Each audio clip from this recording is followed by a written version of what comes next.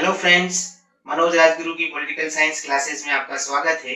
अगर आपको मेरे वीडियो, उनके कंटेंट और उनका प्रेजेंटेशन पसंद आए तो मेरे वीडियोस को लाइक करें, मेरे चैनल को सब्सक्राइब करें और बेल आइकन को दबाएं ताकि आने वाले वीडियोस की नोटिफिकेशन आपको टाइम टाइम पर मिलते रहे और एक ही प्लेटफॉर्म पर आप मेरे सारे वीडियो को एक्सेस कर सकें। Thank you. अब हम लोग शुरू कर रहे हैं जो हमारा तीसरा मौलिक अधिकार है, जिसको हम कहते हैं शोषण के विरुद्ध अधिकार, राइट अगेंस्ट एक्सप्लॉइटेशन। आर्टिकल 23 और आर्टिकल 24 दो अनुच्छेदों के अंदर हमको ये आर्टिकल संविधान के द्वारा, ये अधिकार संविधान के द्वारा दिया गया है। देखिए बहुत ही सिंपल है, लेकिन अगर हम देखेंगे तो शब्द एक लिख रखा है एक्सप्लॉइटेशन, राइट अगेंस्ट एक्सप्लॉइटेशन, शोषण के विरुद्ध अधिकार। लेकिन इस शोषण का मतलब क्या है, कॉन्स्टिट्यूशन ने इसको डिटेल में बताया गया है। तो दोनों आर्टिकल्स को हम सेपरेटली देखने की कोशिश करेंगे कि आर्टिकल 23 क्या कहता है और आर्टिकल 24 क्या कहता है। सबसे पहले हम बात करते हैं आर्टिकल 23 की। आर्टिकल 23 में दो वर्ड लिखे गए हैं, पहला है मानव दुर्व्यापार और दूसरा है बलात् श्रम। अब यहां पर देखिए ह्यूमन ट्रैफिकिंग जिसको हम कहते हैं, मनुष्यों का व्यापार, मानव दुर्व्यापार, ह्यूमन ट्रैफिकिंग मतलब मनुष्यों को खरीदना बेचना, ये हम इसको व्यापार की श्रेणी में ले सकते हैं।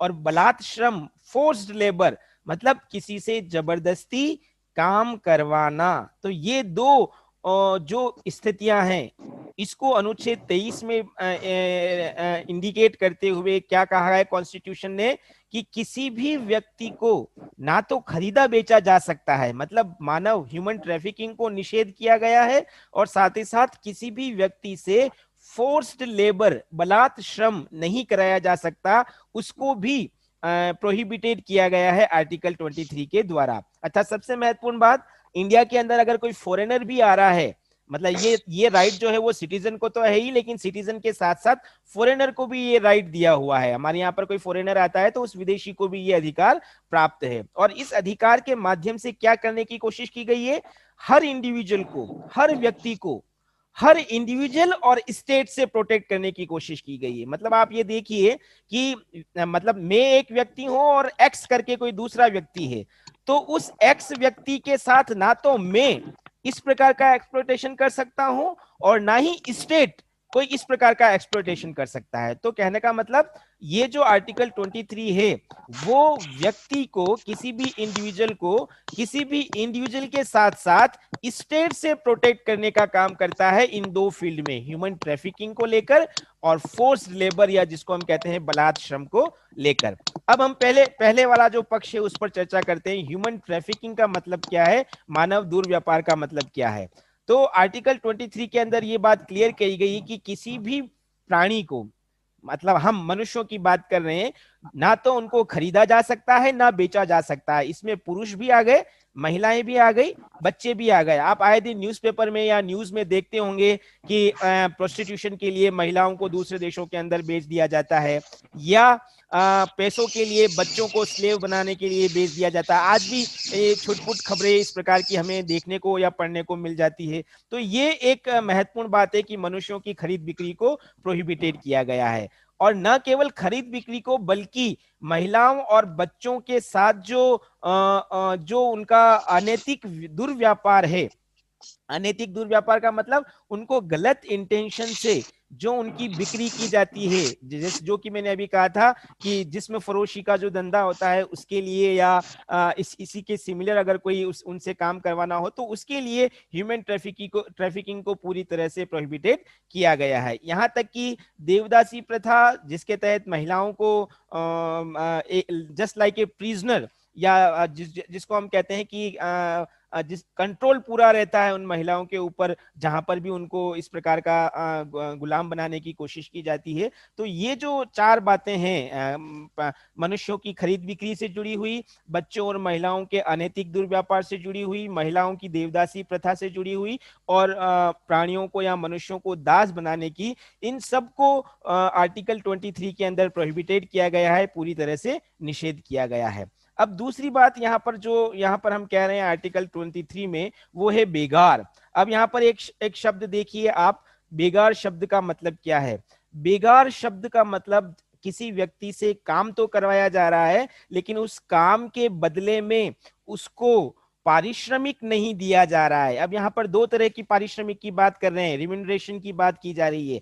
पहला, एक तो जितना बनता है उतना, है ना, तो वो दिया जा रहा है या नहीं दिया जा रहा है? कंप्लीटली नहीं दिया जा रहा है ना, तो एक तो ये भी बेगार में आता है। दूसरा, सपोज डेली मजदूरी 300 रुपए और अगर आप उसको 100 रुपए ही दे रहे हो, तो ये भी एक प्रकार की बेगार प्रथा है। तो किसी भी व्यक्ति से इस प्रकार की बेगार प्रथा नहीं ली जाएगी, अगर करवाई जाती है तो वो क्राइम होगा।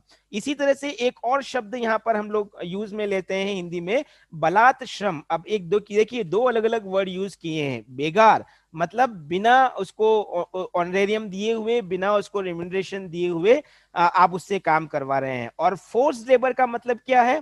कि आप किसी से काम करवा रहे हैं, भले ही आप उसको पैसा दे रहे हैं, लेकिन उसकी इच्छा नहीं है काम करने की। यहां पर आप बलात् श्रम, फोर्स लेबर का मतलब क्या है?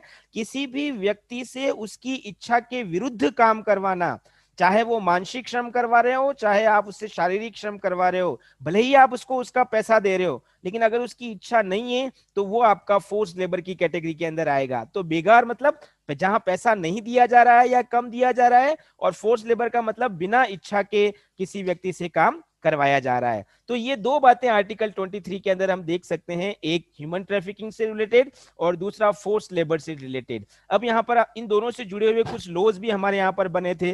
जैसे ह्यूमन ट्रैफिकिंग से जुड़ा हुआ एक लॉ 1956 में आया था, अनैतिक दुर्व्यापार एक्ट, जिसमें इस चीज को, अगर कोई ह्यूमन ट्रैफिकिंग का काम करता है तो उसको क्राइम माना गया है और उसको पनिशेबल बनाया गया है।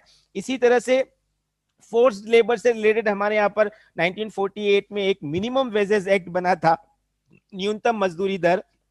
1976 के अंदर बाउंडेड लेबर एक्ट के तहत प्रावधान करने की कोशिश की गई थी, और 1976 के अंदर ही इक्वल जो रिम्यूनरेशन होता है, समान पारिश्रमिक, उसको लेकर कानून बनाने का काम हमारे राज्य के द्वारा किया गया है।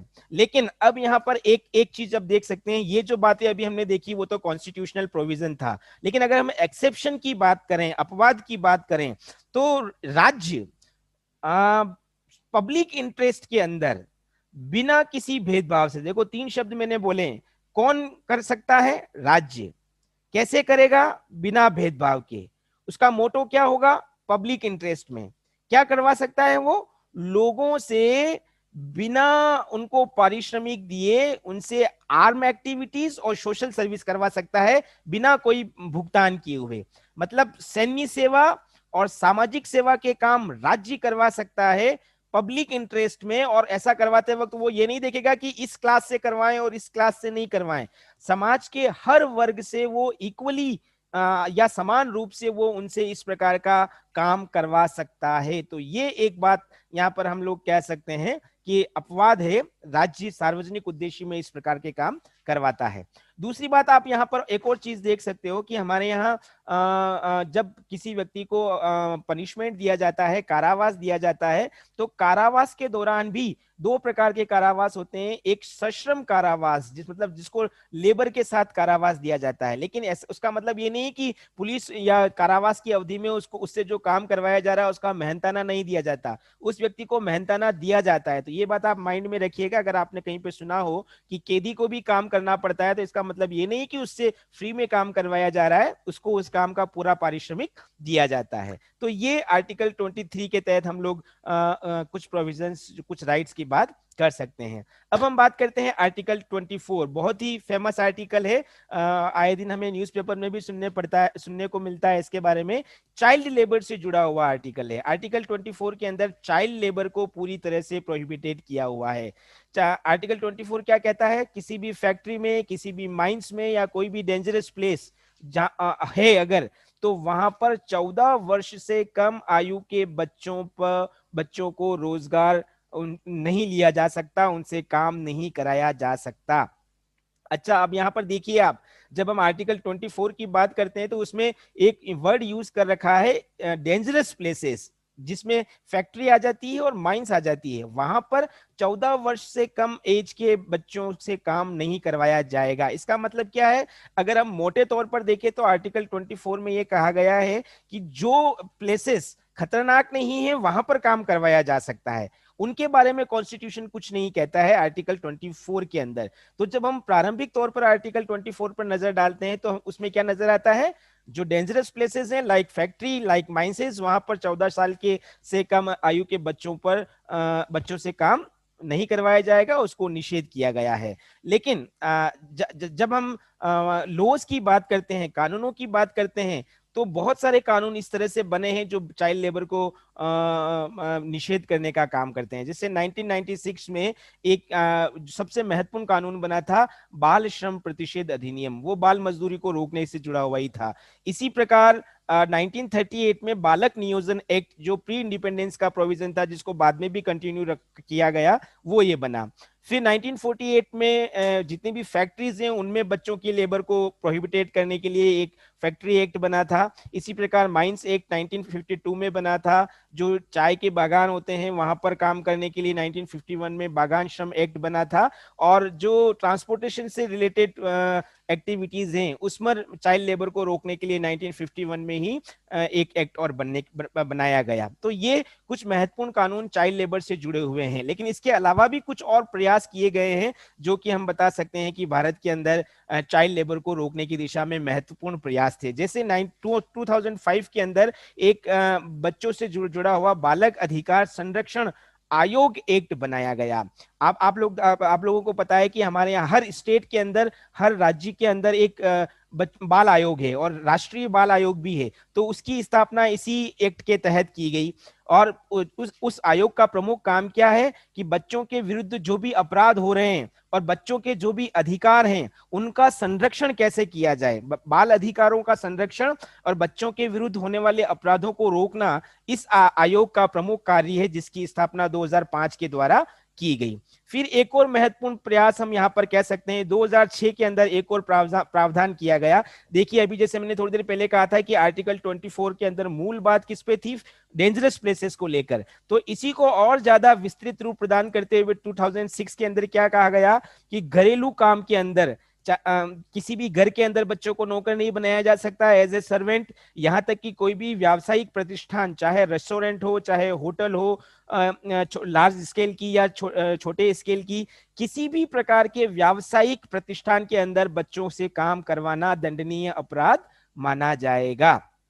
तो ये आर्टिकल 23 और आर्टिकल 24 राइट अगेंस्ट एक्सप्लोटेशन की बात करता है, जो बलात् श्रम, बेगार और मानव दुर्व्यापार तीनों को रोकने की दिशा में नागरिकों को अधिकार प्रदान करता है। तो ये हमारी आज की क्लास में एक और आर्टिकल हम लोगों ने देखा। समय हमारे पास हो रहा है, तो अगली क्लास में हम लोग बाकी के अभी 3 आर्टिकल और बचे हुए हैं उसके ऊपर हम लोग कल की क्लास के अंदर डिस्कस करेंगे।